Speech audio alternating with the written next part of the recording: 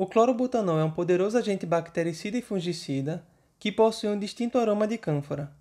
Ele pode ser encontrado como conservante em certos produtos, numa concentração máxima permitida pela legislação brasileira de até 0,5% para esse fim, sendo também utilizado atualmente na área da veterinária para o tratamento de verrugas em animais de grande ou pequeno porte.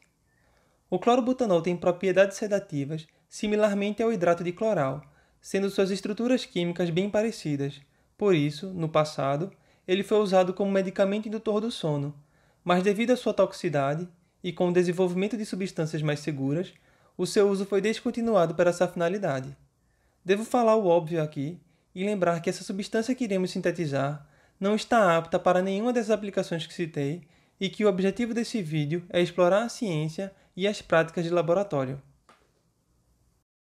Dito isso, para produzir o clorobutanol, vou preparar um banho de gelo em volta de um Erlenmeyer de 500 ml contendo uma barra magnética. Ao Erlenmeyer são adicionados cerca de 80 ml de acetona, a agitação é ligada e o termômetro é adicionado para monitorar a temperatura. Quando a temperatura atingir cerca de 5 graus Celsius, devemos adicionar 10 ml de clorofórmio e esperar a mistura atingir o equilíbrio térmico com o banho de gelo. Esse é um exemplo de reação que mostra o potencial do clorofórmio para além de seu uso como solvente, além de evidenciar que nem sempre ele pode ser usado para esse fim, tendo em vista sua reatividade em determinadas condições e misturas. Para catalisar a reação, devemos adicionar, em pequenas porções, um total de 2 gramas de hidróxido de sódio, e a cada adição, devemos monitorar a temperatura para que ela fique abaixo dos 10 graus Celsius. Depois de toda a adição da base, a mistura deve permanecer em agitação e no banho de gelo por mais 1 hora, para garantir a completa reação. Com o tempo, a mistura vai se tornando cada vez mais opaca e, por final, adquire um aspecto totalmente esbranquiçado, devido a uma fina suspensão de partículas de hidróxido de sódio. O que está acontecendo é uma reação entre a acetona e o clorofórmio, catalisada em meio básico para formar o clorobutanol, tecnicamente conhecido como 1,1,1-tricloro, 2-metil, 2-propanol, e que encontra-se solubilizado na acetona, que é o reagente em excesso. Ao fim do tempo de reação, o Erlenmeyer é retirado do banho de gelo e deve ser posto em agitação até atingir a temperatura ambiente. Depois de alguns minutos, a mistura deve ser filtrada com o uso de um funil sinterizado para remover o hidróxido de sódio em suspensão. O Erlenmeyer e o hidróxido retido no funil são lavados com alguns mililitros de acetona para garantir toda a remoção do clorobutanol.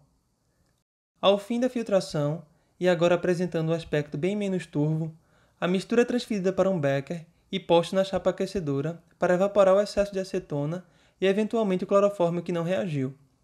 É importante lembrar que o clorofórmio é tóxico e carcinogênico e a acetona é altamente inflamável.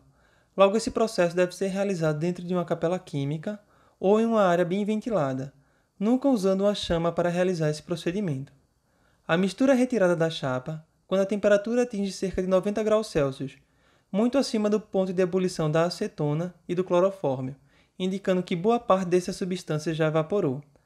A mistura é adicionada a 300 ml de água gelada e é agitada para forçar a cristalização do clorobutanol na sua forma semi-hidratada.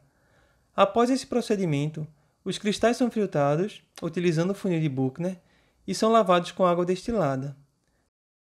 Depois das lavagens, a bomba de vácuo permanece ligada por alguns minutos para secar os cristais e, ao fim, o clorobutanol é transferido para um vidro de relógio para calcular seu rendimento, que ficou em torno de 60% em relação à massa de clorofórmio utilizada, levando em consideração a formação do sal semi-hidratado. E aí está a síntese completa do clorobutanol, que deve ser armazenado em um recipiente fechado e, se possível, refrigerado, para evitar sua sublimação e decomposição. Para testar as propriedades antimicrobianas, vou fazer o mesmo teste realizado no vídeo do iodoformio. Para isso, vou transferir o meio agar-saburu para as 2 placas de Petri.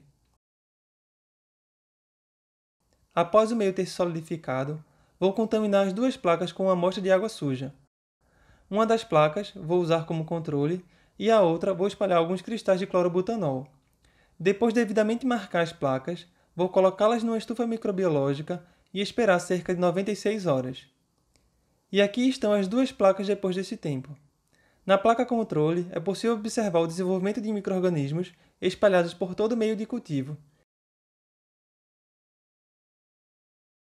enquanto que na placa com clorobutanol, nenhum micro-organismo se desenvolveu, um resultado inibitório melhor que o iodoformio.